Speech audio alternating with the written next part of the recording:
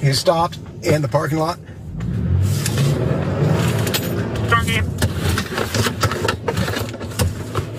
Your call has been updated. He's taking off again. He's a white male, tattoos on his face.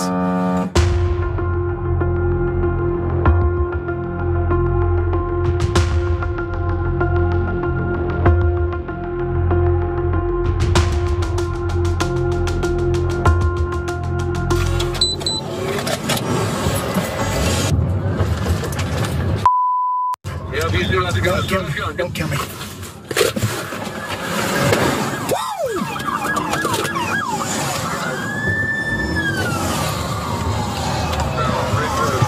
has been updated. 39, you just shot at me.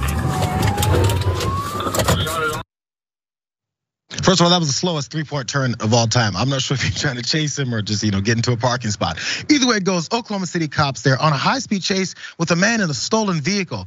And from the sounds of his whoa he had there as he's turning the corner, you would think this is the dream that they're all looking for. A suspect speeding. We can chase him. We can stop him. We can apprehend him or get to shooting him. Well, the suspect eventually crashed into a tree in a small wooded area, and there was tons of cops around. You can imagine what they did next. Also, you drive, we'll call it.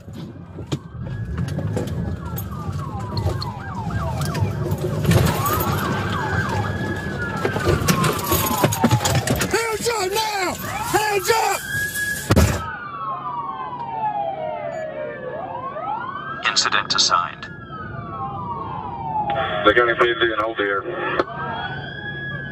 Call just could remain 1033. Your call has been updated.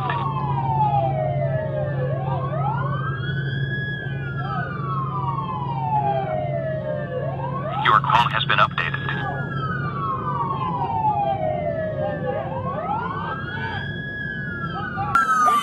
Hands up! Come back to me! Walk back! Come to Walk me! Back! Come back to me! You wanna walk on him? No. 40, okay. Hey, watch his hands! Hey, get your hands up! Smash him, smash, go! Get his hands. Did you guys guess correctly what they did next? Hunter Berry is alive. Good job. In fact, they took him into custody, still breathing. No holes in his body, no blood flying out, no death. Weird how that works. Here's Hunter Berry's mugshot. There's Hunter Berry. Weird. Good police work. A high-speed chase. I'm gonna give you more details of what happened during that high-speed chase, but you got like 10 cop cars, maybe 20, 17 to 18 to 20 cops surrounding him. Guns drawn, non-lethal weapons shot at him.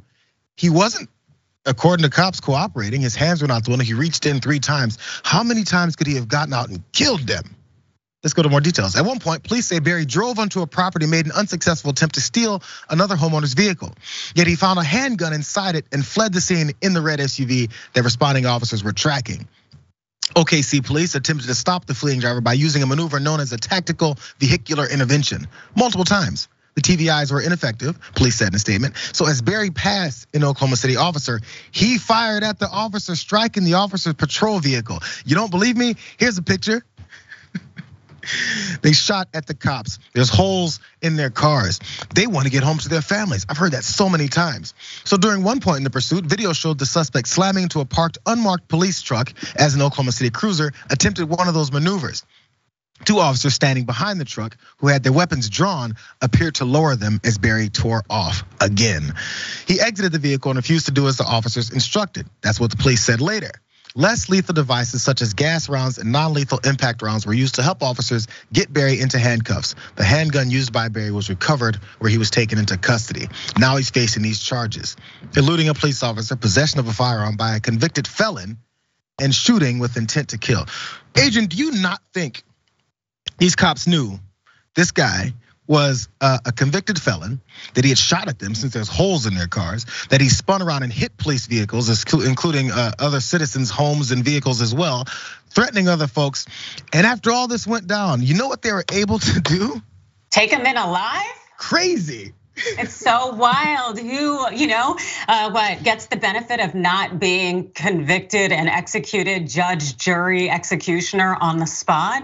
It's so incredibly, it's quite the experience when you have a certain melanin count.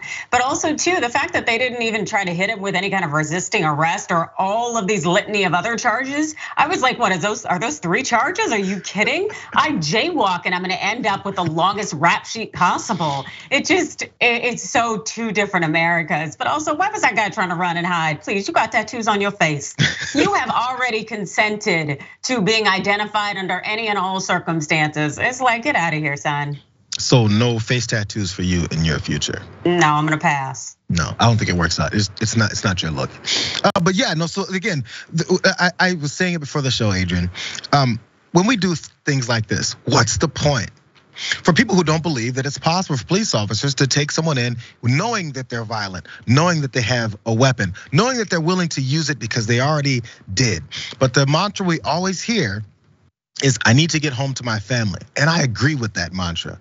So do the people that you're chasing. And so do the people who are unarmed, who you pull over and you say, what are you doing here? And they say, why do I have to get out? And you get to pointing guns at them.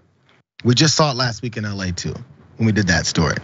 It's possible if your temperament is right, and if you don't assume that person is that their life is unnecessary to continue to move on.